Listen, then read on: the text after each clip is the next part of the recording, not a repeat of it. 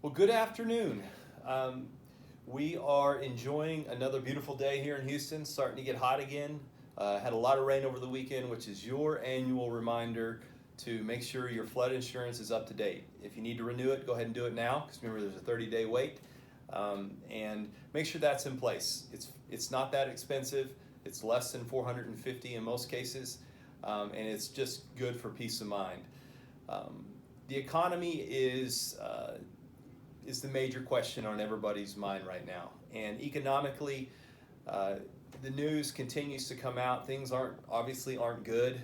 They continue to look a little bit worse in the short term, especially as we see consumer spending continuing to decline. Of course, that coincides with job loss as we see the number of jobs losses continue to increase.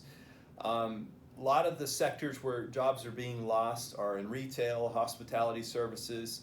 As we talked about in a previous video, those hopefully will come back quickly as we get our hands on this virus. It looks like there's some good news on the vaccine front, which is why the market is reacting so strongly today, which again, we've talked about this a lot. The major economic hurdle here is getting our hands or on a vaccine or an antidote that can help control the spread of this virus.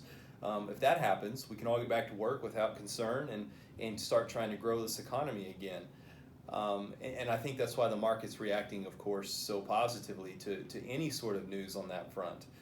Some headwinds for the future, of course, are going to be consumer spending, government deficits, the Fed balance sheet. All these headwinds we're going to have to deal with over the long term in order to help get this economy back on track. There's some very intelligent people that are working on that every single day. The stock market, though, seems to be agnostic to the Fed balance sheet, to government deficits, and that's good news for investors. How that impacts long-term returns is going to be interesting to find out. Historically, we don't have a lot of numbers to go off of. If you look back in 08 and 09, the Fed had a balance sheet of less than 1 trillion. In the last 10 years, including this recent COVID crisis, it's now around 7 trillion in terms of their balance sheet. And you can do a lot of things with that number. You can listen to a lot of different people's opinions on that number, but the reality is that's very, very, very high in comparison to our gross domestic product and our ability to spend as consumers. So we'll see on the future how the impact happens as the news rolls out. Certainly, I hope everybody has a great week. If you've got questions, comments, concerns, give us a call and enjoy what we have left of this spring weather. Summer's coming.